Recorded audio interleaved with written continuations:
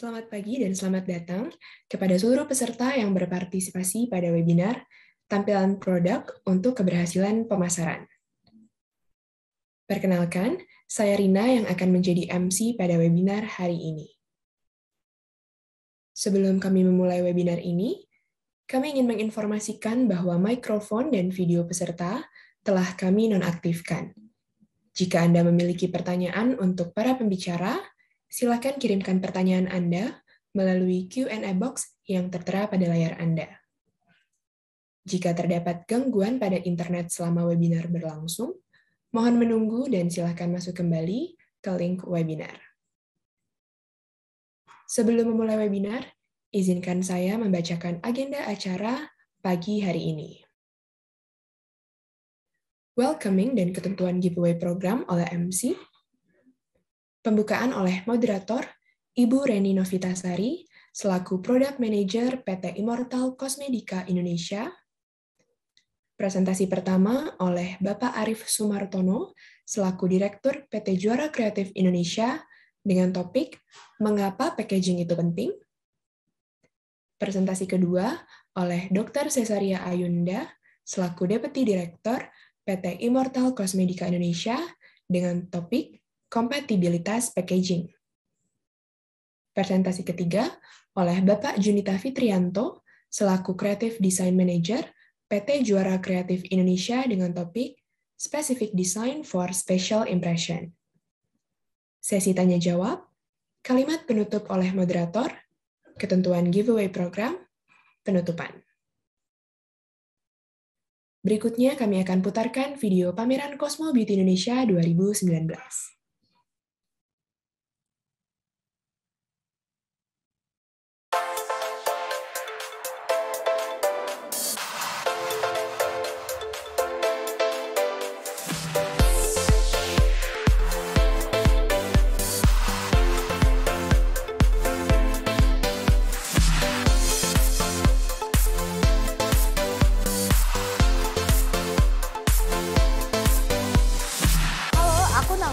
Dari beauty company namanya Makeupan.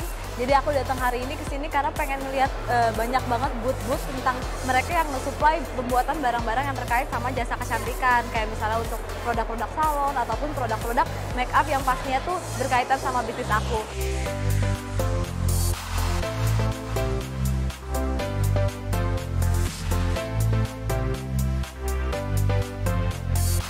Ini hari pertama saya di sini. Cukup beragam juga pemain-pemain di industri ini. Jadi saya bisa tahu sebelum saya menelusuri lebih lagi.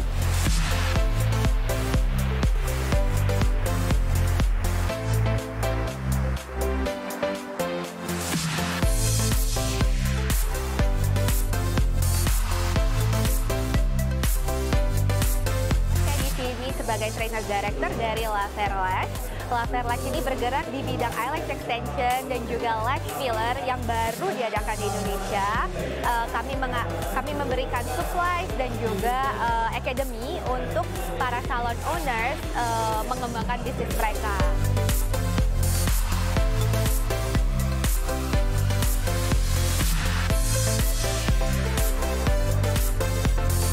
Actually, we joined the CBI in Vietnam in spring, and it was really good, and our booth was so popular. And your CBI team, I still remember that Mr. Gary was really good and helped us a lot. And this time, we are so exciting to understand the Indonesian market.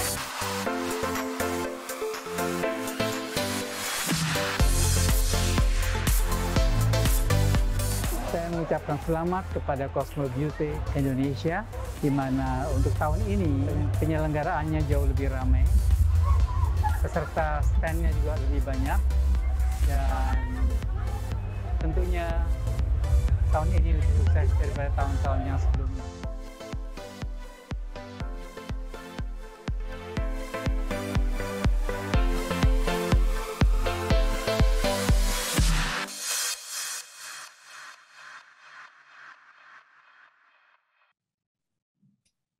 Demikian video singkat Cosmo Beauty Indonesia Selanjutnya, kami akan memutarkan video company profile dari PT Juara Kreatif Indonesia dan dilanjutkan dengan video company profile dari PT Immortal Cosmedica Indonesia.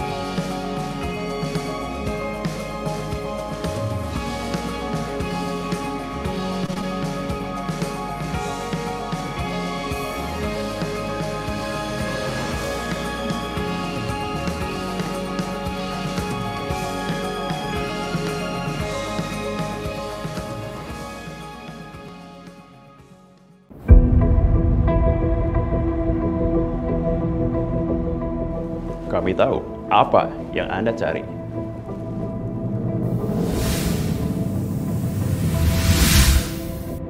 Kami tahu Anda bingung menentukan pilihan.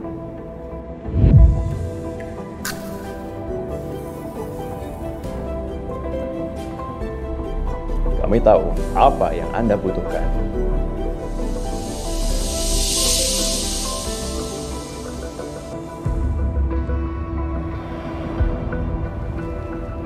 Karena kami ahlinya.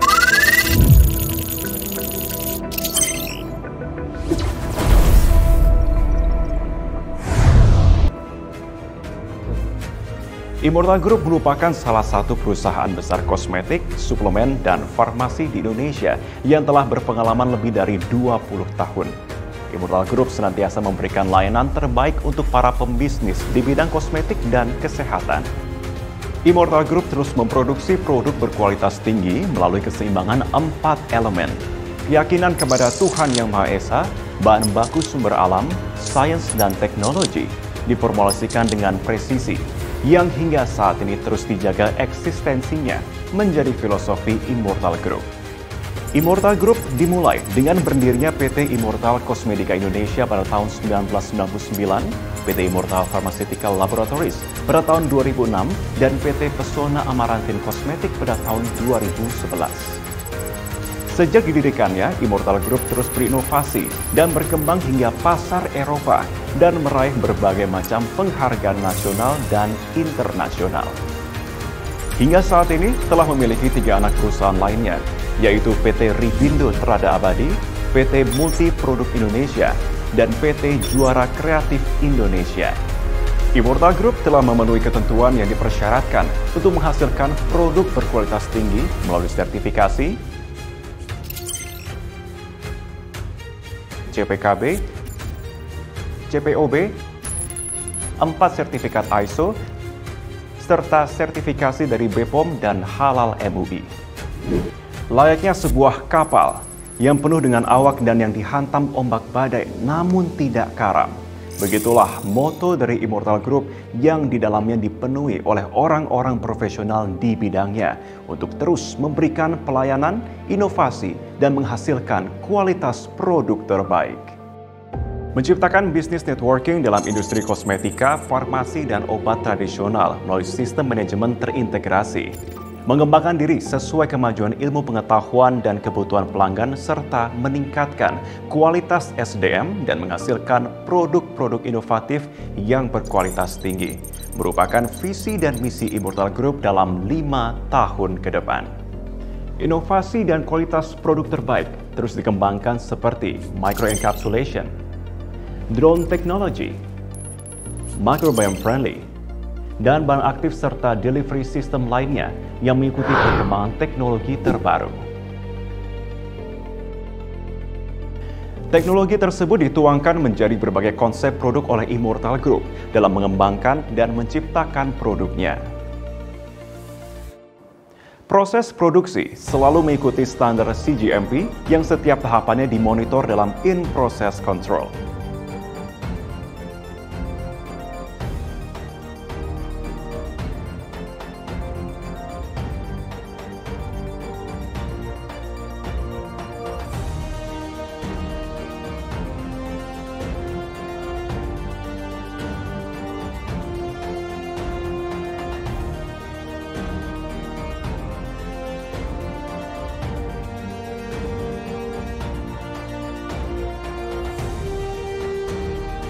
Produk yang telah selesai diproduksi dilakukan pengecekan dan pengujian mutu oleh tim quality control di bawah pengawasan quality assurance dengan melakukan uji mikrobiologi, logam berat, dan pengujian lainnya agar produk yang diproduksi dapat terjaga dengan baik.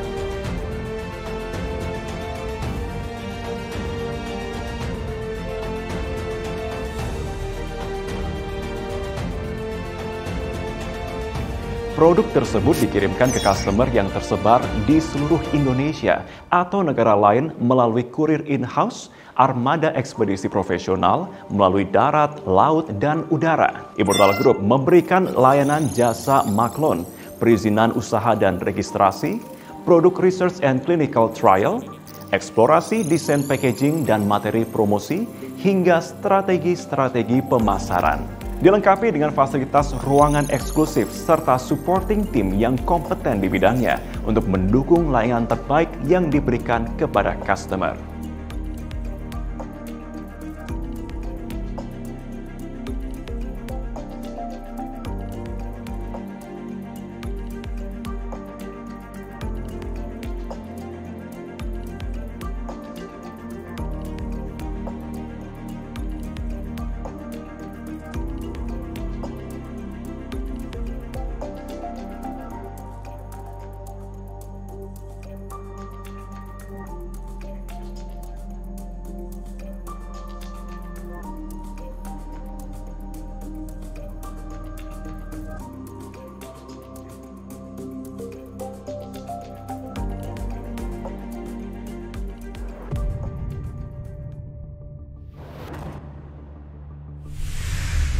Immortal Group memberikan pelayanan dan kecepatan pengiriman dengan 12 kantor perwakilan yang tersebar di seluruh Indonesia.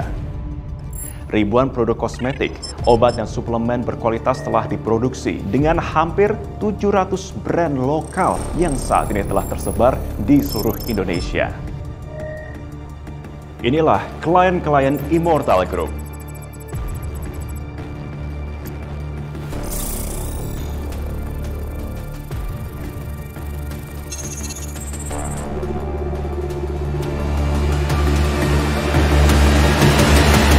So, what are you waiting for?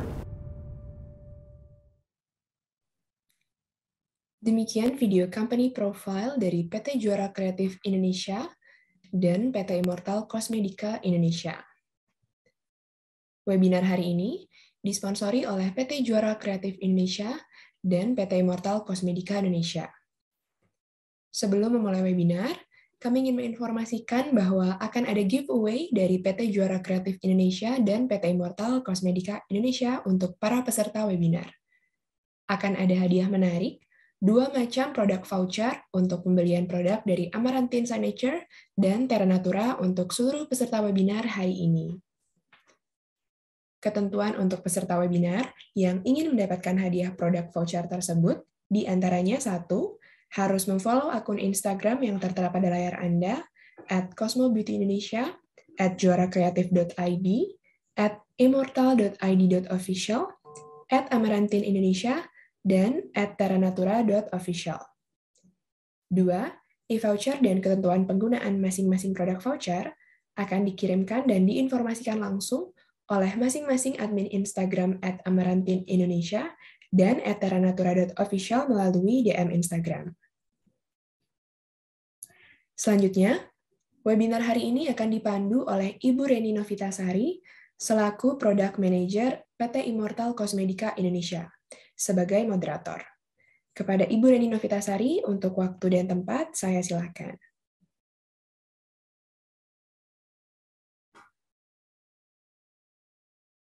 Baik, selamat pagi dan selamat datang untuk seluruh peserta webinar Cosmobiot Indonesia bersama PT Juara Kreatif Indonesia dan Immortal Group.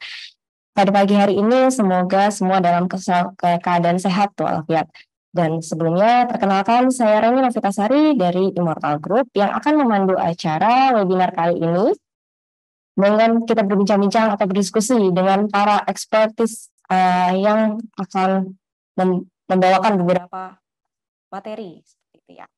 Baik, sebelum kita masuk ke acara webinar inti, saya akan mengingatkan kembali kepada peserta seluruh Cosmobiot di mana berhak mendapatkan 2 voucher yaitu dari Amarantin dan Terra Natura dengan cara memfollow akun Instagram @amarantinofficial, @amarantin.official, lalu @terranatura.official dan @juarakreatif.id.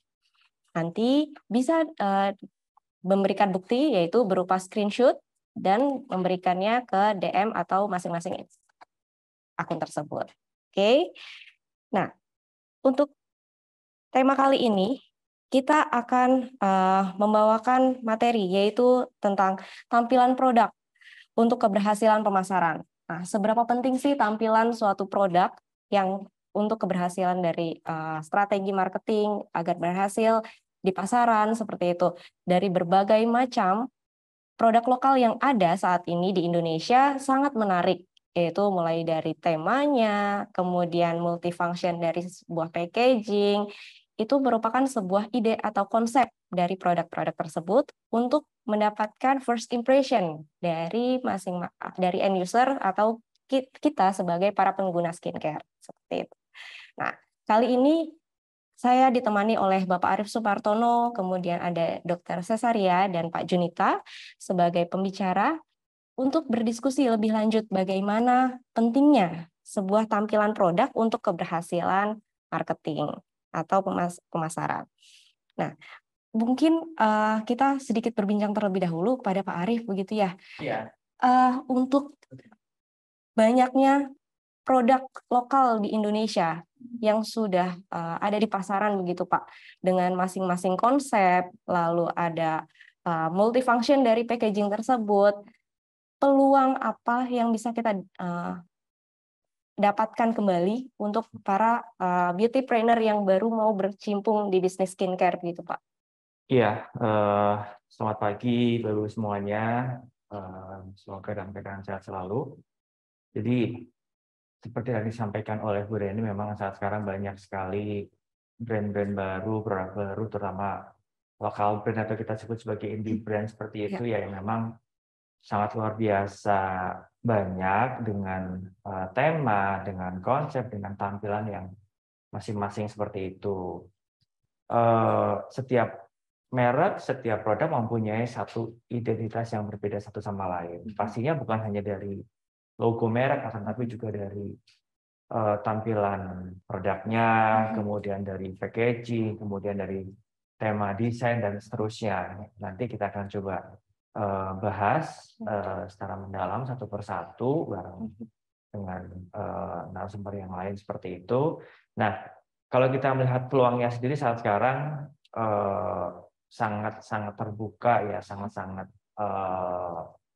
masih memberikan satu opportunity yang luar biasa ya. Ada satu produk yang dia dengan mengusung konsep yang eco-friendly misalnya, yang dia bekerjasama dengan lembaga tertentu atau mungkin outlet seperti itu yang menyiapkan tempat untuk menampung waste-nya dari si packaging seperti itu, kemudian recycling dan seterusnya. Bukan hanya brand lokal, tapi ada juga beberapa brand dari luar yang mencoba mengimplementasikan aktivitas seperti itu yang memang sudah cukup aware dengan lingkungan kita, cukup aware dengan earth seperti itu ya. Berarti konsep eco-friendly pun bisa masuk ke dalam. Oh iya, dari sisi packaging betul banyak sekali yang memang sekarang mengusung konsep seperti itu. Ya. Baik, kepada para peserta webinar kali ini langsung saja mungkin ya Pak untuk melakukan presentasi dari Bapak Arif Sumartono, yaitu mengapa packaging itu penting. Baik, untuk waktu dan tempat dipersilakan Pak. Baik, terima kasih. Kita mau tetap pakai masker atau gimana? Oh, dipakai aja maskernya karena ada yang menyampaikan seperti itu. Baik, meskipun kita sudah booster semua, tapi untuk prokes kita tetap coba strict seperti itu ya. Bapak Ibu sekalian, Assalamualaikum warahmatullahi wabarakatuh. Selamat pagi dan salam sejahtera untuk kita semua. Kita bertemu lagi dalam rangkaian acara webinar yang diselenggarakan oleh Cosmo Beauty. Kami dari PT Juara Kreatif Indonesia ingin sedikit sharing terkait dengan beberapa informasi yang berkaitan dengan aspek bisnis. Saat sekarang kita mencoba melihat dari sudut pandang packaging ya. Kalau beberapa waktu yang lalu kita sudah membahas terkait dengan banyak, mulai dari konsep produk, kemudian ya pengembangannya, kemudian dari sisi bisnis yang lain seperti itu sangat-sangat banyak seperti itu ya. Nah, saat sekarang kita coba masuk dari peran sebuah packaging itu di dalam keberhasilan pemasaran satu produk ya.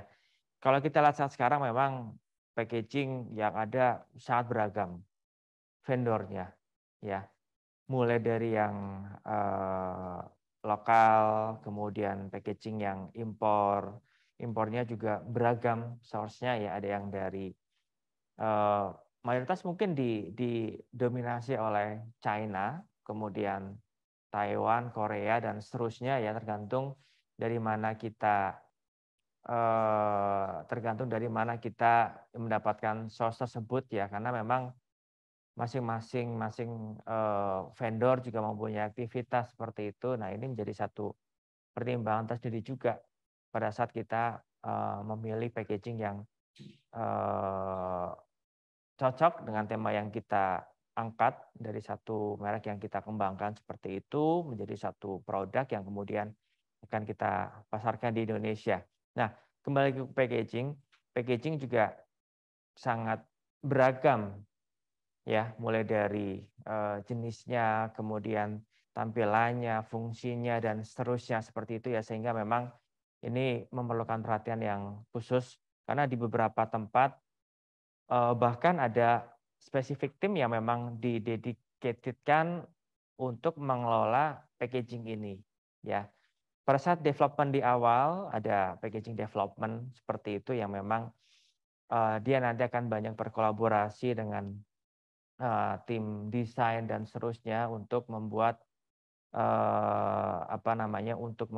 mengembangkan berdasarkan dari tema yang memang sudah diangkat, yang sudah diusung pada saat awal development dari satu produk seperti itu ya. Sehingga memang peran dan fungsi utama packaging juga sangat esensial. Ini yang perlu kita perhatikan bersama sebagai pelaku bisnis di industri estetik ya. Karena memang kita bicara estetik bukan hanya bicara disease ataupun skin treatment ya, tapi estetik ya otomatis ya isi packaging pun juga sedemikian rupa, meskipun nanti akan isi produknya pun juga bagus kalau semisal kita dari sisi tampilannya kurang mendukung ya, kecenderungan orang untuk melakukan ya pembelian ataupun impulsif buying pun juga mungkin akan berdampak seperti itu. Nah, tema yang saya angkat siang hari ini lebih kepada packaging, kenapa kok penting seperti itu ya. Saya coba masuk. Nggak bisa ini ya.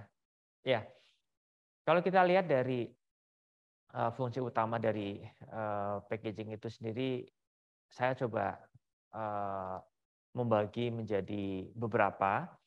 Yang pertama adalah fungsi dari proteksi terhadap isi produk ya. Jadi memang packaging itu bukan hanya tampilan semata, tapi juga bagaimana fungsinya untuk melindungi isi produk ya. Misalnya kita mempunyai satu sediaan produk yang dia mengandung AHA katakanlah ya, atau mengandung bahan aktif lain yang memang dia packagingnya harus spesifik misalnya dengan yang glass material ataupun yang lain, itu juga harus kita perhatikan karena nanti akan berdampak terhadap isi produknya itu sendiri, kemudian expired dari si produk, kemudian tampilan, dan bagaimana juga si packaging itu nanti akan dampaknya, apakah nanti dia akan terpengaruh atau memang nanti malah nanti akan si packaging juga akan rusak ataupun apa, kita memang harus memperhatikan itu. Makanya kan pada saat di awal yang kita lakukan adalah melakukan uji kompatibilitas. Nanti mungkin akan banyak dibahas oleh Nota Nuga seperti itu ya, terkait dengan uji kompatibilitas ini. Itu dilakukan dari mulai pengembangan produk development di awal seperti itu. Tim nanti akan memberikan rekomendasi karena produknya mengandung aktif A, B, C, D, lebih baik menggunakan packaging yang misalnya materialnya adalah yang tadi yang glass kah, dari PP, dari PET dan seterusnya, sehingga mendukung dari fungsi packaging itu sendiri ya. Kemudian fungsi berikutnya adalah fungsi estetika ya. Jadi tampilan satu packaging itu pun juga mencerminkan atau memberikan satu makna tersendiri bagi bukan hanya si produk ya, tapi ya terhadap merek itu sendiri ya. Kalau misal tampilannya bagus, kecenderungan orang untuk ya minimal menanyakan di awal itu akan ya lebih interest ya dibandingkan dengan produk yang mungkin tampilannya biasa-biasa saja. Jadi orang pun juga ya mungkin produk yang ya katakanlah terlalu biasa atau produk yang common seperti itu ya. Kemudian fungsi berikutnya adalah menjadi identitas produk itu sendiri ataupun merek. Ada asosiasi, jadi kalau kita bicara katakanlah brand A begitu, itu yang terpikirkan di end user ataupun konsumen adalah, oh kalau packagingnya yang cup seperti ini berarti produk A, produk B, isinya adalah dia misalnya sunscreen kah ataupun serum kah ataupun apa. Nah ini ya ini juga menjadi satu selling point tersendiri ya. Ini balik lagi menjadi tugas dari tim marketing yang ada di dalam internal tim dari brand tersebut, produk tersebut, ya bagaimana membuat satu awareness, membangun satu image dari si produk dan juga packaging terutama ya, sehingga betul-betul bisa katakanlah target utama kita kan ya bukan hanya brand awareness dan juga brand image, tapi yang paling tinggi yaitu top of mind seperti itu ya. Jadi ini beberapa fungsi dari packaging yang kita coba kategorikan seperti itu. Kemudian berikutnya kita masuk pada jenis packaging ya. Jenis packaging ini kan sangat beragam ya, mulai dari yang sediaannya botol, sediaannya jar atau pot, sediaannya cup, sediaannya casing untuk yang lipstick, lip cream, eyeliner dan seterusnya. Jadi memang sangat beragam. Jadi kita coba bagi menjadi beberapa part di sini. Yang pertama adalah dari bentuk sediaan ya. Tadi disebutkan bentuk sediaannya pun juga beragam, mulai dari yang memang bentuknya presisi, bahkan ada nggak presisi juga, tergantung dari desain dan juga desain dan juga mold yang memang dimiliki seperti itu. Kemudian jenis packaging juga nanti akan berpengaruh terhadap kompatibilitas dari si produk. Misalnya yang tadi disebutkan produk tertentu akan menggunakan material cup yang biasa. Kalau misalnya kita menggunakan cup yang dengan bahan aluminium, nanti seperti apa dampaknya? Apakah nanti akan lebih awet si produknya, menjadi lebih stabil, dia tidak terpengaruh dan seterusnya. Ini kan juga perlu kita perhatikan ya dari sisi kompatibilitas, dan memang kalau di Immortal Group ya, kita selalu memantau ya perjalanan dari shelf life dari si produk itu sendiri, yang seluruh produk yang memang dikembangkan, sehingga kita mempunyai data bagaimana tingkat stabilitas dari produk dari awal masa development sampai dengan produksi yang sekian batch, mulai dari yang packaging kemasan sampel sampai yang real packaging yang memang digunakan seperti itu. Nah, kemudian jenis packaging sendiri memang bisa menjadi satu pembawa pesan dari si brand seperti itu ya. Misalnya kita ingin membawa satu tema, satu informasi bahwasanya kalau kita menggunakan produk yang seperti ini, misalnya facial wash yang dengan menggunakan brush seperti itu, bukan hanya esensi dari bersih, tapi juga ada faktor treatment ya yang didapatkan pada saat orang menggunakan produk ataupun packaging yang dimaksud tanpa harus melalui treatment yang katakanlah yang lebih advance seperti itu. Hanya dengan menggunakan packaging ataupun produk yang packaging yang spesifik seperti itu, kita bisa mendapatkan benefit yang lebih. Ini kan juga menjadi satu part esensi dari jenis packaging yang memang digunakan. Pesan yang ingin disampaikan dari brand terhadap end user itu seperti apa. Seperti itu ya. Baik, tadi sempat disinggung bahwasanya packaging juga memberikan satu kesan pertama ya. Kita ingat dulu mungkin ada satu iklan ya yang mengangkat tema kesan pertama begitu menggoda, satu brand seperti itu ya.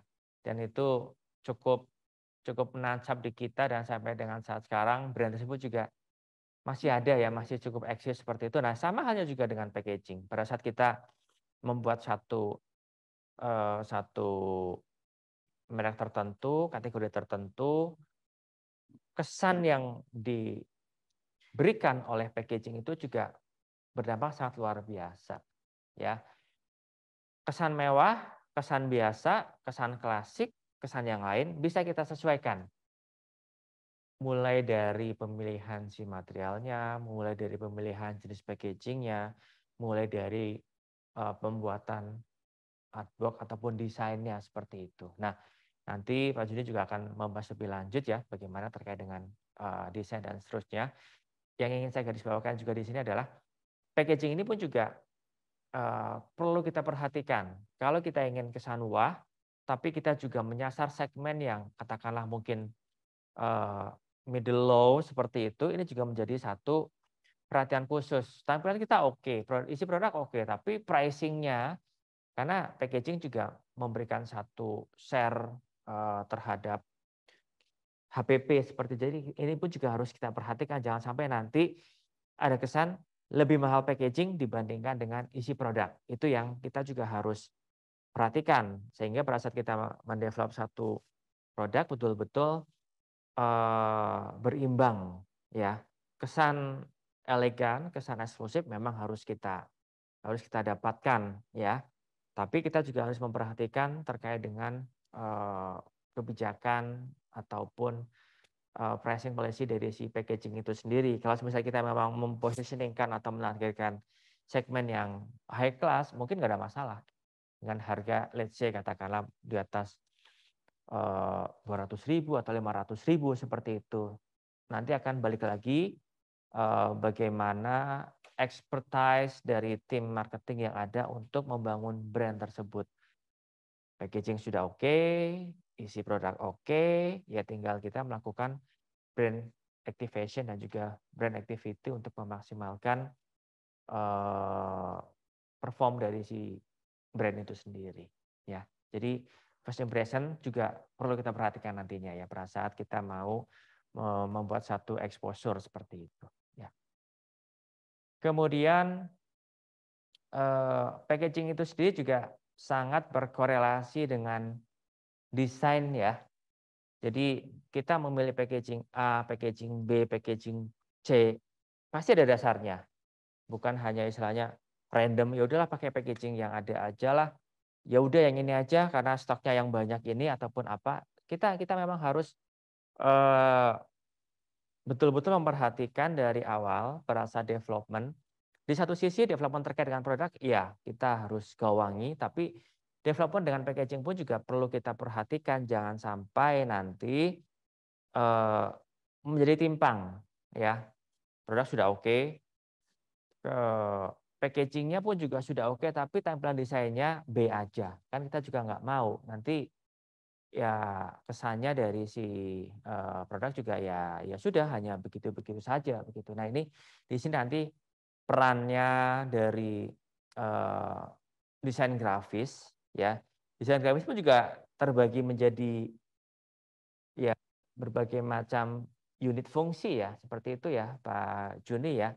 Ada memang spesifik terkait dengan bagaimana kita membuatkan ideasi, meng-create 3D dari satu packaging misalnya. Jadi misalnya ada satu customer yang menginginkan yang khusus seperti itu, jadi memang step-nya pun juga lumayan panjang. Nanti kita akan singgung di slide yang berikutnya seperti itu. Nah, yang menjadi garis bawah adalah korelasi antara packaging dengan desain ini sangat kuat ya. Packaging oke, desain oke, tampilan produk oke. Packaging oke, tapi desain tidak mendukung, ini juga kurang. Begitu juga sebaliknya, desain sudah oke, tapi packaging B aja, ya nggak akan bunyi juga. Tampilannya juga kurang mendukung seperti itu. Ya. Kemudian berikutnya, nah ini adalah beberapa informasi yang bisa kami sampaikan dari JKI, khususnya terkait dengan packaging. Yang pertama adalah kami di JKI mempunyai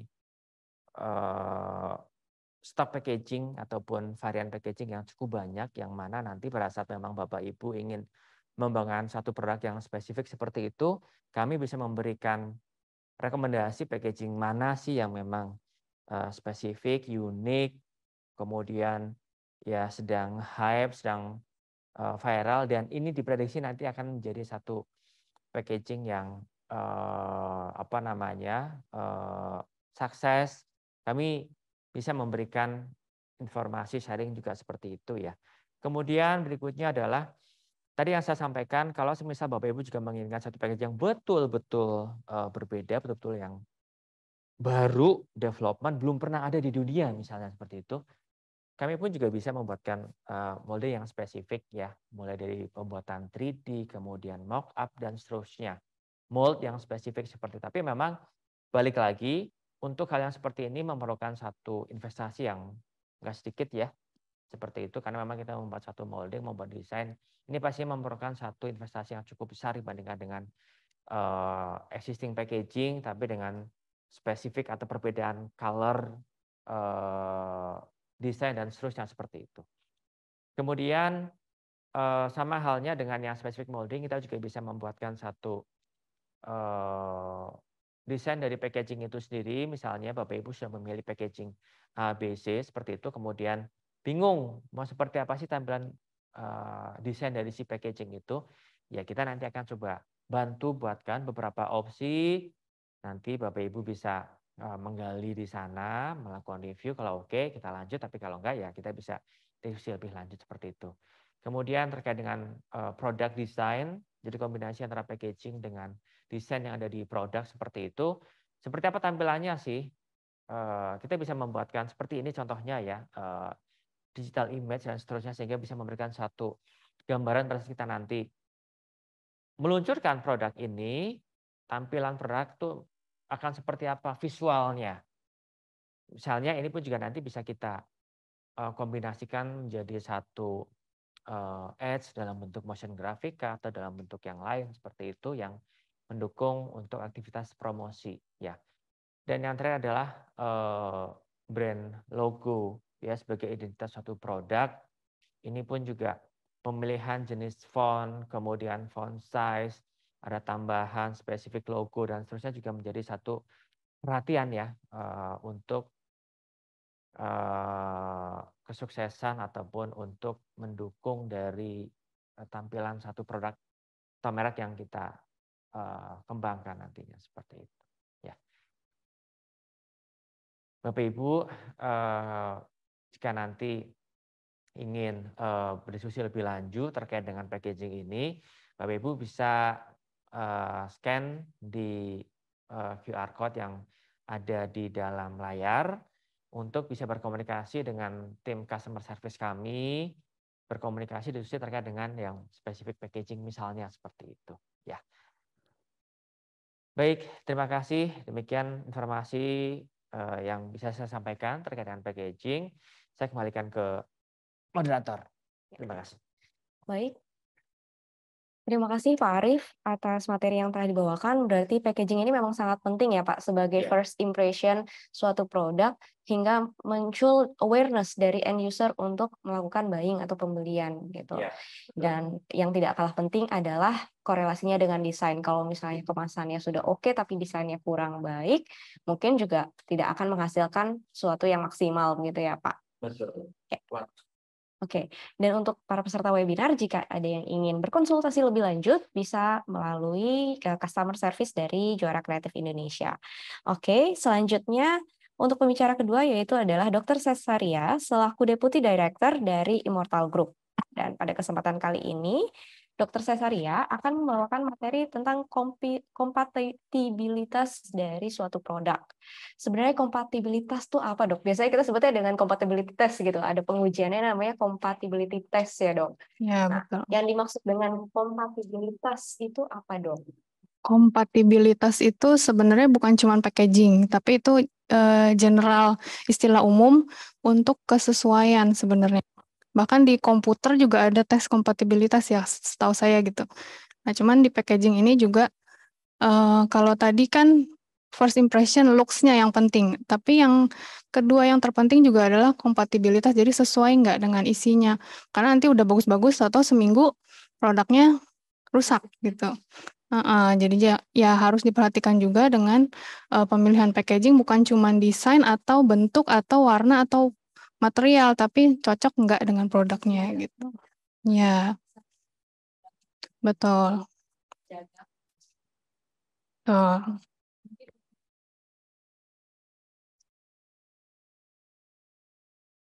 Ya, terima kasih Mbak Reni. Oke, tadi pendahuluannya udah ya dengan Mbak Reni ya. Kompatibilitas packaging. Jadi kompatibilitas itu kesesuaian. Kok ini mau ya? Nggak bisa. Nah, kompatibilitas adalah kesesuaian atau kecocokan. Kompatibilitas packaging adalah kesesuaian antara produk dan packaging primer. Jadi ini ada penekanan di sini packaging yang primer, karena packaging itu ada sampai sekunder dan tersier. Kalau primer itu yang kontak dengan produk. Kalau yang sekunder itu yang membungkus si packaging primer, misalnya dusnya atau plastik wrapping atau misalnya stiker label. Ada lagi packaging tersier itu biasanya box-nya, box besarnya. Jadi di sini yang dilakukan pengujian adalah yang produk dengan packaging primernya. Salah satu peluncuran produk dan pilihan dari konsumen. Seperti menarik aja gitu, tapi kalau bagus nih, coba gitu. Karena menimbulkan rasa apa ya, penasaran nggak ya gitu. Makanya itu salah satu faktor yang penting juga. Packaging adalah kombinasi antara sains, art, dan teknologi dalam menyimpan, membawa, mendisplay, sampai menggunakan produk kosmetik. Jadi bukan cuma tampilannya aja, tapi sampai ke fungsinya. Gampang nggak pakainya? Udah bagus nih, keren banget, canggih kayaknya kelihatan, tapi susah makainya. Orang juga males gitu. Mungkin pertama nyoba, udah ganti ribet makainya gitu. Jadi sampai memperhatikan ke fungsinya juga. Nah, pemilihan packaging yang kreatif dan inovatif dapat membantu meningkatkan produk dan brand image. Nah, ini ada beberapa contoh tema dari packaging itu. Yang pertama itu ada yang medical. Ini biasanya yang di klinik-klinik. Jadi yang benar-benar untuk treatment. treatment jerawat, treatment whitening, treatment anti-aging. Jadi nggak terlalu banyak variasi. Ini biasanya clean, white, simple, putih-putih biasanya warnanya bersih gitu. Nah kalau yang natural, ini biasanya pakai material yang kayu atau warna-warnanya hijau. Terus biasanya ada tali-talinya tuh, kadang ada neck tag-nya. Biasanya barang-barang yang kayak produk-produk spa itu biasanya pakai yang natural. Apalagi sekarang kayaknya trennya makin ke natural, yang berbau-bau natural kayaknya laku gitu. Padahal belum tentu juga sih, bagus kan. Tapi kayaknya lebih menjual gitu kalau natural. Kemudian ada lagi yang tipenya shabby chic. Itu yang bunga-bunga, terus pastel-pastel warnanya itu biasanya ada sih brandnya, yang lucu-lucu deh. Ini biasanya sasarannya remaja-remaja cewek gitu ya. Pasti yang dilihat looks-nya dulu. Kemudian ada yang untuk men, ini yang buat laki-laki ya, biasanya warna-warnanya gelap, bentuknya kotak, garis-garis gitu. Nggak terlalu banyak bunga-bunga di situ. Kemudian ada lagi yang tradisional, ini yang menggunakan tradisional kontainer. Biasanya yang kertas-kertas gitu, kotak-kotak. Nah, ini faktor-faktor dalam pemilihan tipe packaging. Yang pertama, harus dilihat produknya, sifatnya seperti apa, pH-nya seperti apa. Karena pH asam, biasanya kita kalau di kosmetik yang pH-nya asam itu yang untuk produk pengelupasan. Nah, itu biasanya kalau pakai yang plastik, nggak kuat lama. Nanti lama-lama plastiknya agak kayak keruh.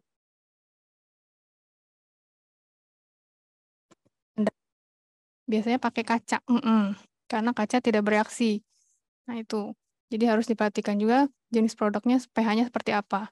Kemudian untuk aplikasinya, pengaplikasiannya seperti apa, kemudian kestabilan isi produk, ini nanti dilakukan uji stabilitas, kemudian reaktivitas isi dengan material kemasan. Nah ini yang sangat penting dalam topik compatibility ini. Kemudian kemudahan kemasan, yang tadi saya bilang kalau misalnya ribet, mungkin pertama selanjutnya mungkin dia akan cari yang lebih gampang gitu. Kemudian proses pengemasan ini untuk si manufaktur ya, karena ada packaging yang berlapis-lapis gitu, jadi dalamnya dulu dipasang, bawahnya, atasnya, pipetnya, pumpnya gitu. Jadi proses pengemasan ini juga sangat mempengaruhi terutama bagi si produsen. Kemudian yang terakhir regulasi, hukum, dan quality issue. Ini ada peran regulasi di sini karena salah satu syaratnya packaging itu tidak boleh menyerupai produk yang non-kosmetik, misalnya minuman. Karena di Eropa itu ada beberapa, nggak banyak sih, tapi ada beberapa kasus, kebetulan tuh orang tua, jadi dia minum sampo, karena botolnya seperti minuman. Nah itu makanya ada regulasi yang menyatakan tidak boleh menyerupai produk lain, apalagi minuman, gitu. Ya makanya ada terakhir sini, tapi sangat penting. Nah ini packaging dan packaging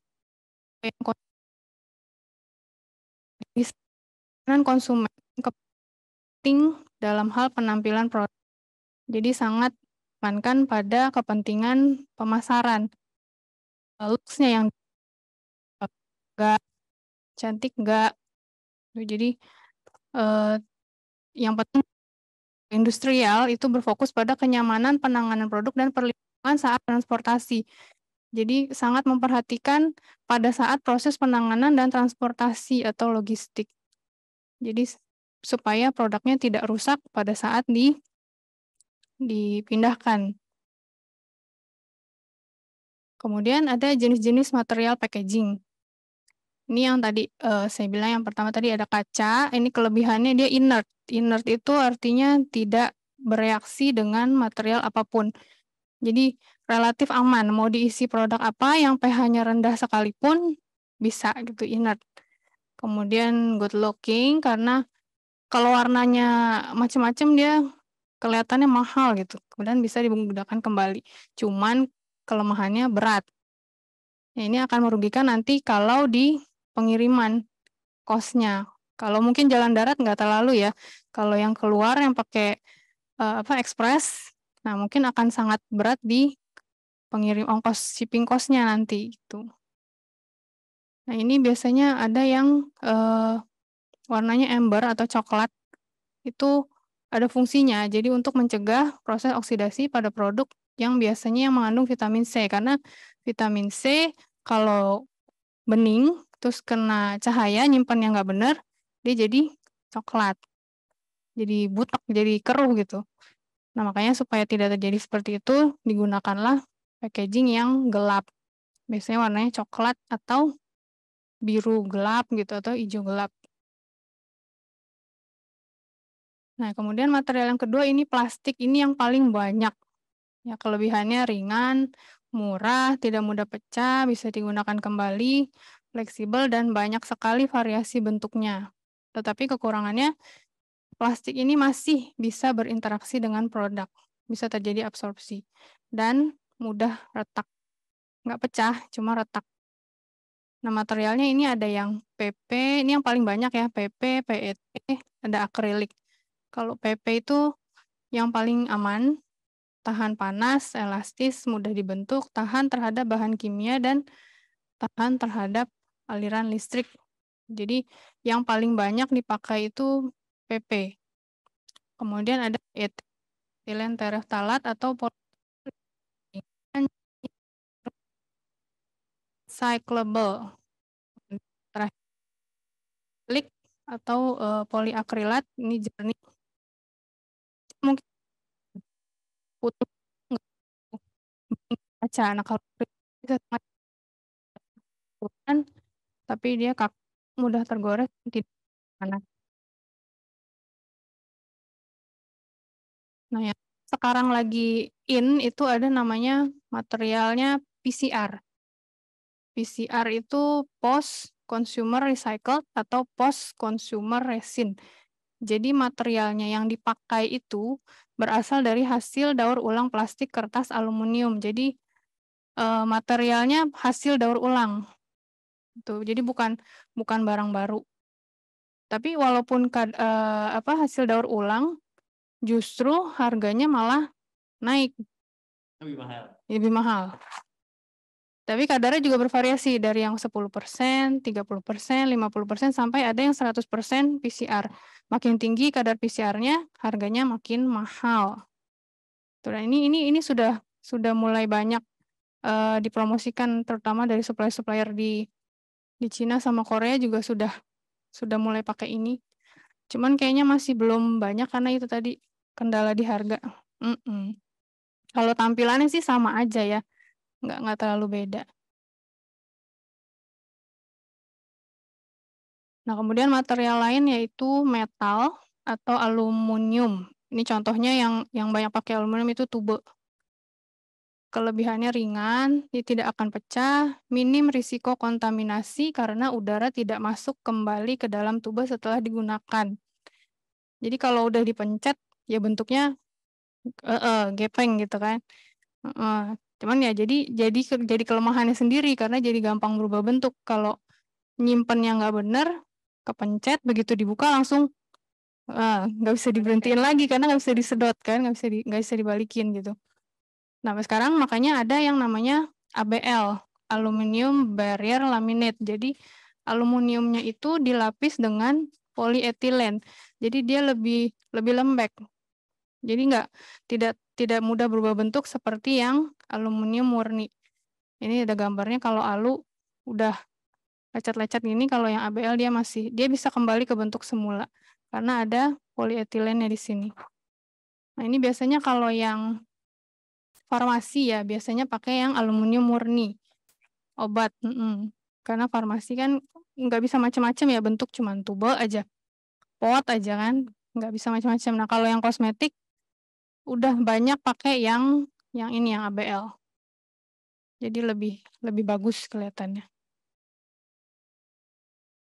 Nah, ini yang terakhir, ini ada bambu dan yang lain-lain yang alamiah. Ini positif, kelebihannya environmentally friendly packaging, biodegradable, desain dan volume dapat disesuaikan seperti kaca atau plastik. Cuman kekurangannya pengadaan belum sebanyak kaca atau plastik, jadi cost-nya lebih mahal. Yang berbau-bau natural, eco-friendly itu pasti biasanya lebih mahal. Tapi dia nggak terlalu banyak warna ya, paling karena ya coklat-coklat gini kan, karena bambu. Iya. Terakhir masih ada ini yang kertas. Ini kelebihannya ringan, environmentally friendly. Kalau yang ini murah karena kertas di mana-mana banyak. Tapi kekurangannya fungsi barrier-nya kurang kuat karena tidak sevakum kalau plastik atau kaca ya atau aluminium. Kemudian rentan terhadap air, kelembapan dan jamur. Jadi produk yang di dalamnya kalau nggak nyimpennya yang benar bisa jamuran gitu karena dari luar lembab. Tapi ini juga udah banyak sekarang dipakai di produk-produk. Nah, ini jenisnya. Jenis packagingnya ada jar, pot, tube, botol, dispensers, saset. Saset, ya. Nah, ini masing-masing ada kecocokannya untuk produk apa. Kemudian kelebihan dan kekurangannya. Kalau pot, kelebihannya yang pasti gampang, tinggal dibuka, dicolek gitu. Nah, cuman jadi kelemahannya lagi karena tangan main pecolek-colek situ kan, dari mana nggak cuci tangan, jadi kumannya malah masuk ke dalam si produknya, gitu. Sama kalau misalkan ada yang pakai sendok, kalau sendoknya juga ya, nah jadi malah jadi apa? Jadi pot tempat kuman gitu, lama-lama kebanyakan yang kayak gini nanti lama-lama jadi kayak berjamur, jadi ada bulet-buletnya di situ. Nah kalau yang tube, kalau yang aluminium seperti yang tadi, karena one way dia nggak balik lagi udaranya jadi lebih higienis. Kalau yang ABL tadi karena masih bisa ngegembung, jadi udaranya bisa balik lagi juga bisa terjadi kontaminasi, cuman bentuknya jadi lebih bagus. Kalau botol ini juga banyak ya, kalau botol tergantung penutupnya, ini juga membutuhkan uji stabilitas mikrobiologi juga, dan tidak cocok untuk sensitif komponen. Ini maksudnya yang tadi yang kayak ada vitamin C-nya nggak bisa pakai yang transparan. Jadi harus yang gelap. Kemudian ini ada dispensers, ini maksudnya yang apa? Yang kayak pump gitu. Dipencet. Nah, ini lebih higienis apalagi yang airless ya karena udara tidak masuk lagi ke dalam botol, jadi lebih higienis. Terus produknya juga benar-benar habis di dalam. Ya kalau karena dia naik kan ke atas. Kalau misalnya yang botol dituang kan kadang masih nyisa-nyisa tuh. Sayang. Mau dibuka sayang gitu. Nah, kalau airless semuanya pasti kedorong naik ke atas. Harganya kembali lagi harga. Ada quality, ada fungsi, ada harga.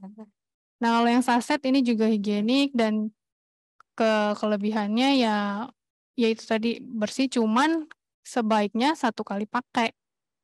Karena nggak bisa ditutup lagi. Biasanya yang saset kan dirobek ya. Dirobek kalau nggak habis ya nanti bisa kontaminasi lagi gitu. Sama sampahnya kalau saset kan. Kalau kekurangannya di situ. Sisa packagingnya gitu ya dok, waste-nya lebih. Iya, sampahnya kalau botolnya bisa berkali-kali. Tapi ini saset nih biasanya buat kalau pameran sampel-sampel. Karena isinya dikit kan, terus bisa jumlah banyak. Lebih enak bagiinnya. Nah, kalau tadi tentang packaging, nah ini kita masuk ke uji kompatibilitasnya. Jadi merupakan uji kesesuaian antara produk dan packaging primer untuk mengamati kemungkinan adanya interaksi antara formula, wadah, dan lingkungan eksternal. Jadi lingkungan eksternal ini maksudnya udara, air, kelembapan. Jadi kalau misalkan packagingnya nggak kedap, udara bisa masuk dan akan mempengaruhi si produk tadi. Interaksinya bisa meliputi absorpsi, korosi, pelindian tuh larutnya substansi zat padat karena terkena cairan. Jadi substansi materialnya si packaging terlarut ke dalam produknya. Dan efektivitas wadah dalam melindungi produk dari proses oksidasi dan mikroorganisme. yang bisa menyebabkan penurunan efektivitas produk atau bahkan yang paling parah sampai menimbulkan penyakit pada kulit. Jadi penyakitnya bukan kadang-kadang habis pakai ini jerawatan, produknya disalahin gitu. Padahal sebenarnya mungkin udah kotor gitu produknya tadi kan main colek-colek aja gitu. Nah, uji kompatibilitas ini tujuannya memastikan bahwa tidak ada perubahan berbahaya dalam formulasi produk dan kualitas mikrobiologi dan manfaatnya, serta keamanan dan kinerja fungsionalnya yang dapat terjadi selama penanganan, transportasi, dan penyimpanan. Jadi caranya dilakukan dengan cara menyimpan kemasan produk dalam jangka waktu tertentu dengan kondisi yang terkontrol, kemudian dievaluasi. Nah, ini harus disimpan dalam packaging yang aslinya yang nantinya akan digunakan. Jadi jangan pakai packaging yang biasa di lab kan ada pot-pot kecil tuh. Jangan pakai itu, tapi pakai packaging yang akan digunakan. Nah, untuk prosedur standarnya sebenarnya tidak ada. Jadi bisa dilakukan berdasarkan pengetahuan formulasi dan material packaging primer dan oleh ekspornya. Jadi prosedur yang bakunya nggak ada. Dan uji kompatibilitas seyogyanya dilakukan sebelum produk dipasarkan. Karena nanti kalau dipasarkan terus tahu-tahu ketahuan setelah 6 bulan nggak efektivitasnya menurun, tarik lagi kan, costly lagi. Jadi sebaiknya sebelum dilakukan pemasaran. Nah, ini dapat mencakup interaksi antara produk dan packaging, kemudian fungsi barrier sendiri yang pada packagingnya. Kemudian beberapa aspek pemeriksaan pada produk dan packaging ini yang diperiksa antara lain fungsi waterproof pada packagingnya, konsentrasi ftalat pada produk, kemudian daya tahan atau umur packaging, kemudian stabilitas produknya. Kemungkinan ada pemisahan atau tidak. Kalau untuk mengetahui stabilitas produk, sampel diobservasi dalam packaging asli dan dalam packaging kontrol, biasanya kaca. Karena tadi kaca yang paling inert, paling aman. Tidak berinteraksi dengan produk, makanya dipakai untuk kontrol. Kemudian uji restitusi, ini untuk memastikan seluruh produk dapat digunakan dengan mempertimbangkan bentuk packaging. Ini yang kayak airless tadi, jadi benar-benar habis, tidak ada sisa. Dan uji transportasi. Nah, ini penyimpanan produk untuk uji ini dilakukan pada 6 kondisi. Yang pertama di oven 50 derajat selama 3 bulan. Kemudian di sinar lampu fluoresen untuk lihat reaksi terhadap cahaya selama 1 bulan. Inkubator suhu 45 derajat 3 bulan, suhu kamar 3 bulan. Heat cool cycle pada 4 derajat dan 45 derajat bergantian tiap 2 hari dan tes sinar matahari selama 7 hari. Jadi paling lama itu 3 bulan. Jadi paling enggak kalau pengembangan ya di spare waktu 3 bulan untuk uji kompatibilitas dan uji stabilitas sebelum dipasarkan. Sebaiknya sih begitu. Jadi jangan urgent-urgent gitu. Nanti nggak sempat uji, sayang. Nah, yang diuji adalah ini yang dilihat bobotnya, ada pengurangan atau tidak, kemudian bentuk atau teksturnya, apakah jadi kering atau malah jadi berair. Kemudian warnanya ada perubahan nggak, baunya juga jadi tajam atau bau apek. Kemudian pH-nya turun atau naik, dan viskositas atau kekentalan produknya turun atau naik. Nah, ini contoh. Jadi hasilnya itu menyatakannya seperti ini, pada uji kompatibilitas antara kemasan produk akhir dengan produk formula F1, misalnya memberikan hasil yang baik. Dari hasil pemeriksaan kemasan yang dipakai, tidak mempengaruhi kestabilan produk dan tidak menurunkan bobot produk secara signifikan. Itu yang paling kiri suhu kamar. Suhu kamar, yang kedua suhu 40 derajat, yang ketiga itu pada matahari. Jadi bisa dilihat tiga-tiganya nggak sama, warnanya sama, nggak ada yang ada air-air biasanya kalau memisah ya. Diukur juga beratnya sama, viskositas juga masih sama, pH juga masih sama. Nah, untuk produk yang seperti ini baru bisa dikatakan kompatibel dengan packagingnya. Nah, kalau tidak kompatibel atau inkompatibilitas, artinya produk tidak sesuai dengan packaging. Hal-hal apa yang terjadi yaitu penurunan efektivitas produk karena penyerapan bahan aktif oleh material packaging. Kemudian kontaminasi produk karena material packagingnya terlarut ke dalam produk. Dan kerusakan packaging karena substansi bahan kimia atau bahan aktif pada produk. Ini maksudnya kayak tadi kalau yang asam ditaruh di plastik, packaging yang rusak. Gitu. Contohnya seperti itu. Nah, ini contohnya perubahan warna. Ya, kalau tadinya putih jadi coklat, atau jadi kuning. Ini contoh perubahan warna, kemudian perubahan bau, perubahan tekstur, menjadi lebih encer, lebih kental, kadang ada yang berbiji-biji, ada bulut-bulutnya, kemudian memisah, krimnya jadi berair. Jadi kayak ada minyaknya di atas nih, yang sebelah kanan nih, berair. Ini juga ini krim. Nah ini contohnya kalau yang jadi warnanya mengendap di bawah, yang di atas cuma tinggal minyaknya doang. Nah ini berarti tidak kompatibel atau tidak stabil.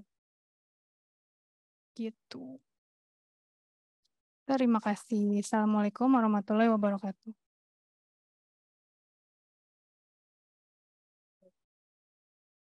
Dr. Cesaria.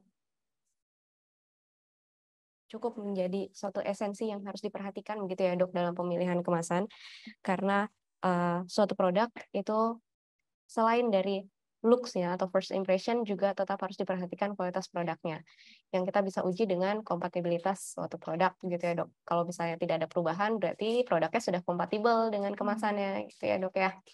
Baik. Nah, oke. Untuk selanjutnya kita akan berdiskusi oleh Bapak Junita selaku Creative Design Manager dari PT Juara Kreatif Indonesia. Oke, dengan materinya yang akan disampaikan yaitu Specific Design for Special Impression. Nah, untuk desain sendiri ini berarti juga salah satu faktor penting dalam menentukan suatu branding gitu ya Pak? Iya. Kira-kira dari ada hal-hal tertentu yang harus diperhatikan dalam membuat desain kah atau bagaimana Pak? Banyak sebenarnya yang perlu diperhatikan dalam sebuah desain ya. Oke. Pertama dari sisi packagingnya, lalu dari sisi untuk siapa itu desain dibuat, lalu bagaimana brand itu memposisikan dirinya, semua banyak pengaruhnya. Oke, berarti ada target-target atau message tertentu yang juga akan disampaikan melalui desain gitu ya Pak? Iya, benar. Oke, untuk lebih jelasnya mari kita akan dengarkan materi yang akan dibawakan oleh Pak Junita. Untuk waktu dan tempat dipersilakan Pak. Assalamualaikum warahmatullahi wabarakatuh. Terima kasih Bu Eni atas kesempatannya. Baik, kita akan membahas tentang specific design for special impression. Saya agak tertarik dengan tadi yang seperti Pak Arief jelaskan bahwa first impression itu sangat penting ya, sangat penting. Lalu tadi menggunakan tagline juga kesan pertama sangat menggoda gitu.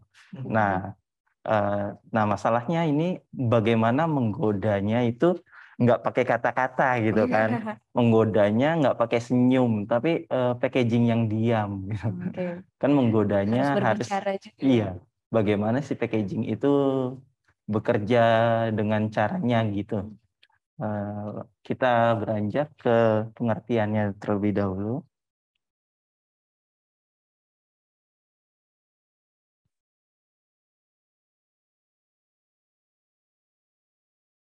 Yaitu specific design for special impression, yaitu bisa diartikan kegiatan merancang sebuah gambar secara spesifik bertujuan untuk mengidentifikasi sebuah produk agar menghasilkan sebuah perasaan yang luar biasa. Sebuah perasaan itu juga bisa diartikan juga bisa menggoda, menggoda yang melihatnya. Nah, bagaimana cara menggodanya? Banyak ininya, banyak cara-caranya. Yang pertama, bagaimana sih cara menentukan desain secara spesifik agar mendapatkan impresi yang luar biasa gitu. Yang pertama, menentukan target market ideal. Karena setiap orang itu cara menggodanya itu beda-beda gitu. Cara menggodanya bisa dicari dengan menggunakan segmen psikologi, yaitu menentukan konsumen berdasarkan minat, gaya hidup, dan tingkat pendidikan. Karena menggoda dengan gaya hidup yang biasa dan gaya hidup yang mewah, cara menggodanya beda. Yang tingkat pendidikannya rendah hingga tingkat pendidikannya tinggi, cara menggodanya juga beda.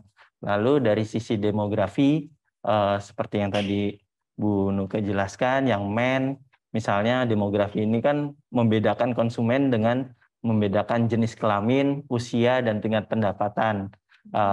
Beda antara kita menggoda secara visual wanita yang masih teens, yang masih remaja, dengan laki-laki yang sudah mature, itu sangat berbeda sekali dari sisi pengambilan font, sisi pengambilan warna, itu banyak yang dipertimbangkan. Lalu dari segmentasi geografi, yaitu menentukan konsumen berdasarkan lokasi pemasaran produk. Kalau misalnya ini bisa di luar negeri itu biasanya menggunakan font-font yang seperti apa, berbeda dengan di daerah tertentu, antar daerah tuh berbeda dari segi culture-nya. Lalu menetapkan posisi brand dan brand personality. Seperti Bu Nuke tadi menjelaskan, kita ini posisi brand itu ada di bagian mana? Apakah itu luxury, apakah itu medical, itu sangat berpengaruh dari segi desainnya. Kalau misalnya kita memposisikan brand kita sebagai brand yang medical dengan banyak menggunakan warna-warna yang simple, warna-warna yang clean, putih, berbeda dengan memposisikan brand untuk yang remaja dengan banyak elemen grafis yang bikin mumet, cruel atau sebagai wanita yang mature yang menggunakan banyak elemen floral, bunga-bunga yang cantik, warna-warna yang kombinasinya cantik, ya soft, itu sangat berbeda sekali desainnya. Jadi menetapkan posisi brand dan brand personality ini juga langkah yang penting, karena kalau misalnya tadi menentukan target itu lebih melihat ke sisi eksternal, kalau menetapkan posisi brand itu lebih melihat ke sisi internal kita. Lalu yang ketiga, langkahnya agar desain kita impresif, yaitu membuat mood board. Kesan apa sih yang pengen disampaikan, atau yang melihat itu pengen melihat kita tuh seperti apa gitu. Jadi membuat mood board ini juga bisa menjadi inspirasi visual terhadap desain grafis. Jadi desain grafis akan dimudahkan kalau misalnya mood board ini dibuat. Apakah ini akan terlihat glamor, medical, terlihat nature. Kalau nature kan bisa menggunakan elemen-elemen daun misalnya, atau tadi elemen kayu, woody, gitu. Ini juga berpengaruh kepada font, warna, dan elemen lain yang digunakan. Mood board ini juga bisa berpengaruh sebagai jebakan emosional, atau tadi yang menggoda, memberikan daya tarik secara emosional, sehingga pada akhirnya mampu menciptakan adanya keputusan pembelian dari konsumen. Lalu yang berikutnya yaitu menentukan jenis kemasan, karena desain grafis kalau misalnya mendesain nggak bisa ngayal-ngayal kemasan, nggak bisa ngawang-ngawang, jadi harus ditentukan kemasannya seperti apa, dimensinya berapa, harus ditentukan gitu. Lalu ini bisa ditentukan juga ini di kaca atau di plastik, apakah akan nanti menggunakan hot print ataukah nanti menggunakan stiker, itu juga akan mempengaruhi dari sisi desainnya. Karena agak sulit memberikan banyak warna di kaca dan memberi banyak warna di kaca kalau hot print. Jadi mau nggak mau kalau misalnya banyak warna yang elemen warna yang digunakan harus menggunakan stiker gitu. Kalau misalnya ini jenis kemasan juga tadi seperti dijelaskan juga kan nggak hanya apa namanya, nggak hanya jadi harus diperhatikan efek senyawa yang digunakan dalam bahan aktifnya. Jadi berpengaruh banyak nggak ke kemasannya. Kalau misalnya ada kesulitan di kemasan, di JKI banyak storage kemasan. Jadi kalau misalnya yang mau melihat-melihat bisa menghubungi customer service JKI. Kemasannya sangat promosi ya. beragam gitu ya. Kemasannya sangat beragam ya, Pak. Sangat beragam dan sangat banyak ya Pak Arif. Lalu yang terakhir menentukan desainer yang tepat. Karena desainer ini banyak sekali disiplin ilmu yang harus dimiliki oleh desainer. Seperti color combination, color emotional, tipografi, balancing, menetapkan hierarki. Jadi kalau misalnya produk itu berteriak, mana dulu yang harus teriak? Apakah brandnya dulu? Apakah produknya? Apakah unique selling-nya dulu? Itu yang menentukan desainer dan tim. Gitu.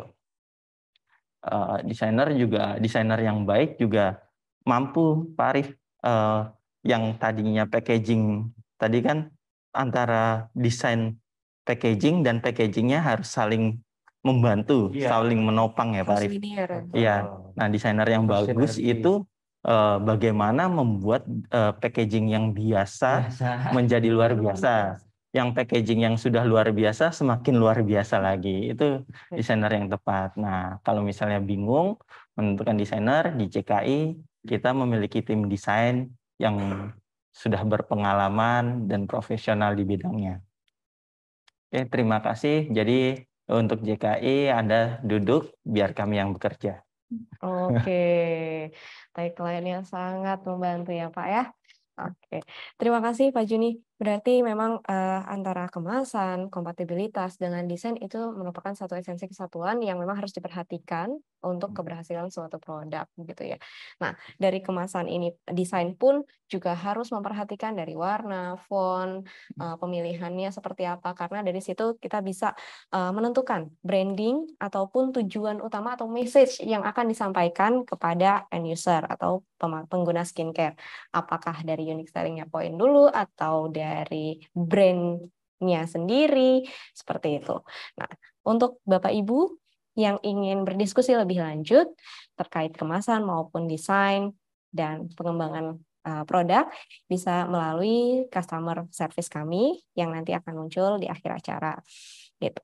Nah, ini sudah banyak nih Bapak Ibu untuk beberapa pertanyaan yang masuk ke kotak message kami, yaitu bisa ada beberapa pertanyaan, mungkin saya pilih beberapa, yaitu dari Ibu Sofilia Krisnawan. Selamat pagi, izin bertanya untuk kesediaan oil seperti oil message yang rekomend dan lebih baiknya untuk kemasan dalam bentuk apa dan warna apa? Mungkin bisa dibantu jawab oleh Dr. Cesaria ya. Mohon dibantu dokter. Kalau oil, massage oil. Massage oil. Ini juga harus diperjelas dulu, maksudnya biasanya massage oil itu kita ada essential oilnya. Nah, kalau ada essential oil itu apa ya istilahnya tuh tajam.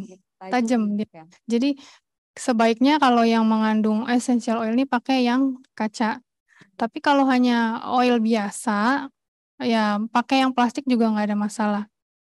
Nah, karena kalau massage itu kan maksudnya tidak ada bahan aktif kayak misalnya whitening atau apa, itu kan ada bahan aktif. Kalau massage oil kan lebih ke sebagian besar hanya ya bau-bauannya justru kan. Nah, kalau misalkan dengan parfum biasa itu dengan packaging yang plastik pun bisa. Dan kalau untuk warna, karena dia tidak ada pengaruh dengan oksidasi karena matahari atau apa, jadi warna apapun tidak ada masalah. Jadi apa aja boleh sih. Tapi akan lebih baiknya menggunakan kemasan bentuk kaca begitu ya dok ya? Iya, kalau ada essential oilnya. Essential oil. Tapi kalau hanya parfum dengan essential oil kan beda ya. Kalau parfum biasa sih nggak ada masalah. Oke, baik. Kembali lagi ke bentuk produknya begitu ya dok ya. Baik. Nah, mungkin untuk selanjutnya dari Rahel Santoso, yaitu untuk mengetahui kompatibilitas kemasan yang bagaimana yang harus diikutkan untuk uji stabilitas. Mungkin tadi sudah disampaikan ya dok ya. Kemasan yang akan dipakai untuk final produknya, finish good-nya. Kalau mau pakai botol pump yang itu, ya lakukan uji dengan packaging yang itu. Jangan menggunakan packaging lain gitu. Karena nanti kalau yang lain ini materialnya beda dengan yang akan dipakai di finish good, nanti hasilnya jadi di sini bagus, tapi begitu dipakai di packaging yang asli jadi nggak kompatibel. Kemungkinan seperti itu. Makanya kalau uji stabilitas atau uji kompatibilitas harus menggunakan packaging akhir yang akan digunakan nantinya. Diperhatikan begitu ya dok ya. Oke, mungkin ada beberapa pertanyaan lagi yang ini ditujukan kepada Pak Arif dari inisial DH, seperti itu. Mau bikin packaging primer atau inner box yang lucu lalu dijadiin unique selling point, tapi ada komen kalau skincare itu yang penting isinya bukan packagingnya, gimana Pak? Iya, itu yang tadi ya kita sempat bahas ya. Betul, memang isi produk penting, tapi tampilan produk pun juga mendukung ya. Ini kan kembali lagi seperti apa sih yang menjadi target ataupun segmen dari produk yang kita miliki. Kalau kita bicara mungkin yang 40 plus misalnya ya, packaging mungkin nggak begitu esensial. Tapi kalau kita bicara mereka yang segmennya adalah premium seperti itu, kita melihat brand-brand luar negeri seperti si La Prairie, kemudian Chanel, kemudian Dior dan seterusnya, itu kan mengusung packaging yang memang ya sesuai dengan persepsi yang ada. Jadi memang lux, glamour seperti itu, dan itu pun juga masuk di segmen ya lebih kepada usia-usia yang mature seperti itu. Nah, kalau kita bicara indie brand seperti itu, kalau menurut saya packaging juga tetap menjadi satu perhatian ya, karena tadi yang sempat kita sampaikan juga bahwasannya first impression terhadap produk kita pun juga berpengaruh terhadap ya keinginan calon customer untuk berinteraksi dengan produk kita seperti itu. Kalau dari sisi packagingnya hanya biasa, tapi ya kita mungkin sudah gembar-gembor produknya sudah teruji ini, kemudian sudah mempunyai sertifikasi ini, sudah hasil luar biasa seperti itulah ya. Tapi kalau packagingnya biasa, ya kecenderungan orang untuk ingin tahu lebih dalam mungkin ya sedikit lebih rendah seperti itu. Oke. Tetap menjadi faktor yang perlu diperhatikan begitu ya Pak, gitu. Karena betul. First impression itu penting untuk sampai membuat customer melakukan decision untuk melakukan buying atau pembelian gitu ya Pak di hasil akhir. Oke, mungkin selanjutnya mengenai logo nih untuk Pak Junita dari Apoteker Young Lady, yaitu mengenai pembuatan logo brand, apakah dapat dijelaskan lebih lanjut mengenai kombinasi warna dan bagaimana memberikan kesan simpel namun premium untuk produk kosmetik, medical, atau klinik? Iya,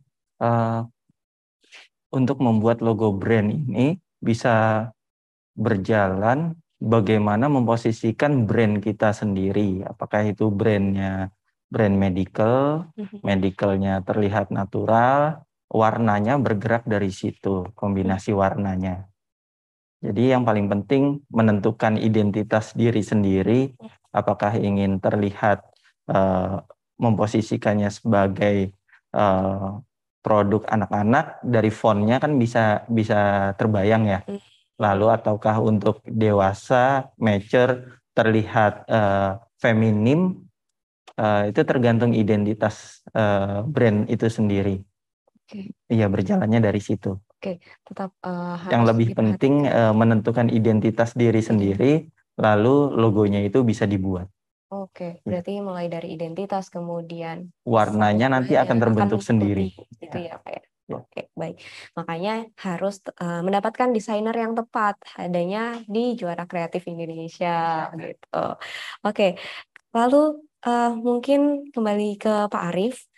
Kalau ada pertanyaan dari Ibu Yunita, kalau produk medis untuk pasar middle low nih Pak, segala usia, kemasan yang baik tuh yang seperti apa? Bagaimana? Apakah kalau dibuat packagingnya luxury akan kehilangan pasarnya atau warga walau harganya telah sesuai pasar begitu Pak? Produk medis itu maksudnya ini kita bicara skincare tetap kan? Skincare, betul, Pak. Skincare, kemudian mengusung medical look seperti itu, kemudian packagingnya biasa, tapi segmennya adalah middle low. Middle low seperti itu. Nah, sebenarnya kalau semisal kita bicara segmen middle low seperti itu dengan desain yang looks-nya cukup bagus, cukup mendukung, dari sisi packagingnya juga biasa tapi cukup menjual, ya saya rasa ini juga nggak ada masalah ya. Artinya kita menyesuaikan ya, karena terkadang cukup banyak juga segmen yang middle low, perasa dia terpapar dengan desain yang looks-nya cukup bagus seperti itu, mereka interest. Akan tetapi mungkin yang menjadi penghalang adalah pricing dari si produk. Kalau semisal looks-nya bagus, packaging-nya juga kelihatan bagus dan mahal, otomatis pricing-nya biasanya kan juga lumayan tinggi. Nah, ini yang menjadi barrier untuk segmen yang seperti ini. Nah, kalau misal kita mengusung atau membuatkan produk yang packaging-nya biasa, ya, mengusung konsep medical look, tampilannya juga lumayan mendukung, segmennya juga middle low seperti itu, ya ini menurut saya sih ya nggak ada masalah. Kita tetap coba jalankan seperti itu. Nah, mungkin maksud yang tadi ditanyakan adalah medical look yang seperti apa, ini kan yang perlu kita ya diskusikan lebih lanjut lah ya, tampilannya, bentuknya, dan packaging yang dimaksud tadi juga seperti apa, sehingga dampak terhadap harga produk yang kita akan launch juga ya tetap masih affordable untuk segmen yang seperti itu. Iya, untuk menambahkan Pak Arief, ini analoginya sih kalau misalnya desain itu seperti kostum apa yang kita gunakan gitu ya Pak ya. Kalau misalnya brand identity kan lebih melihat ke diri sendiri. Saya adalah seseorang yang seperti ini. Lalu desain itu kostum seperti apa yang akan kita gunakan untuk acara apa. Misalnya untuk middle low ya untuk main-main biasa, kostum yang digunakan kaos aja lah gitu. Gak mungkin kan kita menggunakan untuk main-main biasa menggunakan dress yang mahal-mahal atau baju pengantin, kan jadi salah kostum gitu. Jadi brand positioning itu kita bisa menjadi diri kita, tapi kita bisa main kemana-mana dengan menggunakan kostum gitu. Jadi desain itu ibaratnya kostum, brand posisi ibaratnya pribadi diri kita. Gitu. Berarti harus tetap sejalan gitu ya, brand identity. Jadi tadi seperti yang saya bilang, untuk menentukan desain kan yang lebih utama itu menentukan target marketnya. Ini mainnya di arah mana gitu. Jadi desainnya itu menyesuaikan. Ya, baik. Seperti itu. Sepertinya banyak sekali beberapa pertanyaan yang penasaran dengan estimasi atau rate harga dan timeline gitu Pak. Berarti mungkin untuk lebih jelasnya nanti bisa dikomunikasikan secara langsung gitu ya Pak. Nanti kita Japri aja mungkin ya. Ya. Kita susun ya. Apa namanya, dari awal kita membuat satu konsep packaging mungkin, atau kita masuk juga terkait dengan desainnya, kemudian penyusunannya sampai dengan si produk itu betul-betul terlahir. Seperti itu nanti kita coba diskusi secara detail by Japri ya. Seperti itu. Baik, terima kasih. Untuk beberapa pertanyaan sudah dijawab oleh para pembicara kali ini, mungkin sudah cukup jelas. Dan untuk lebih detailsnya, jika ada Bapak Ibu yang ingin berdiskusi lebih lanjut, baik dari rate, dari jasa Juara Kreatif Indonesia, kemudian berdiskusi packagingnya seperti apa, logonya, looks-nya, kemudian develop produknya, seperti itu mungkin bisa lanjut nanti melalui customer service kami, yaitu di Juara Kreatif Indonesia, dan Untuk nomor teleponnya bisa di-scan ataupun melalui layar yang ada pada layar Bapak Ibu sekalian. Itu bisa melalui customer service 1 di 0856 97836846, kemudian ada di customer service kedua yaitu di 0878 7600 2009 dan customer service ketiga yaitu di 0878 7600 2008. Untuk selengkapnya bisa berdiskusi langsung ataupun hadir di Juara Kreatif Indonesia dan Immortal Group. Baik, untuk pembahasan kali ini, materi kali ini sudah sangat cukup ya, pembahasan mengenai kompatibilitas maupun produk, desain produk, menghasilkan first impression-nya seperti apa gitu. Baik, sudah saya akhiri sampai di sini. Terima kasih kepada Bapak Arief Sumartono, kepada Dr. Cesaria, dan Bapak Junita. Dan acara saya kembalikan kepada MC. Terima kasih. Selamat siang.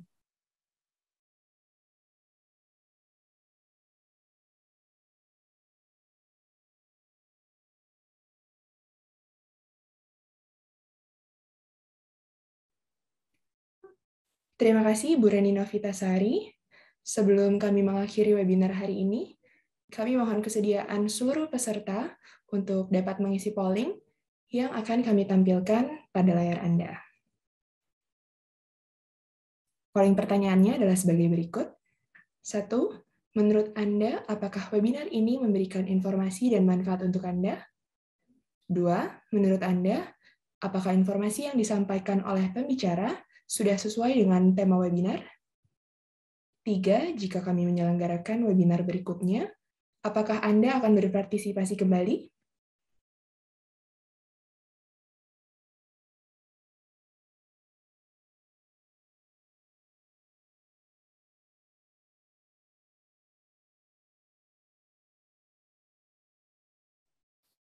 Terima kasih kepada peserta yang telah mengisi polling.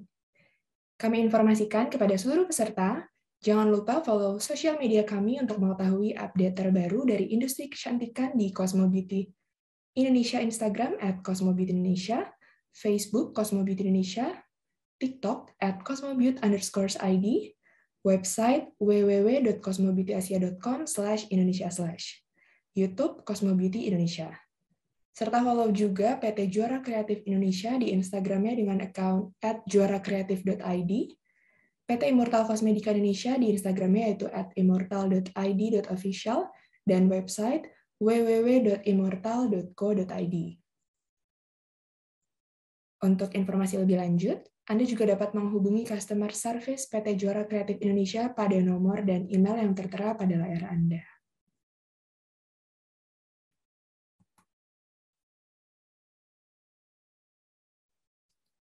Demikian webinar hari ini telah usai. Terima kasih kepada moderator dan pembicara yang telah memberikan informasi pada webinar hari ini. Semoga bermanfaat bagi kita semua. Terima kasih juga kami ucapkan kepada seluruh peserta yang telah berpartisipasi. Sampai jumpa lagi di webinar mendatang. Stay safe and healthy.